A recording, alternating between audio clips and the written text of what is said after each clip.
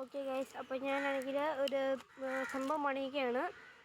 എന്താണെന്ന് വെച്ചാൽ കണ്ടേ ഒരു കുളമാണ്. പക്ഷേ സാധാരണ കുളമല്ല, ഇതുണ്ട്. ഇതൊരു ഡാം പോലെ പണിയാനാണ് എൻ്റെ ഒരു പ്ലാന്. അപ്പോൾ ഡാമിൻ്റെ ആ ഒരു ഓക്കെ ഗൈസ്, അപ്പോൾ ഞാൻ പുതിയൊരു സംഭവം പണിയുകയാണ്. എന്താണെന്ന് വെച്ചാൽ കണ്ടേ ഇതേപോലെ ഒരു കുളമാണ്.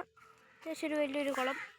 ഇതാണെങ്കിൽ ഇതാണ്ട് ഒരു ഡാം രൂപത്തിലാണ് പണിയുന്നത്. ഇതുണ്ടോ, ഇത് ഇവിടെ നിന്ന് ഇങ്ങനെ ഡാമിൻ്റെ ഒരു സംഭവം പോലെ പണിയുകയാണ്.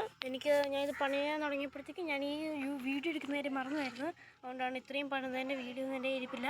ഇനി ബാക്കി പണിയുന്ന വീഡിയോ ഞാനാണെങ്കിൽ ഇനി തുടർച്ചയായിട്ട് ഇടാവുന്നതായിരിക്കും. ഇതുണ്ടോ, ഇതാണ് ഡ്രെയിനേജ്. ഇത് റിയൽ ഡാമല്ല കേട്ടോ.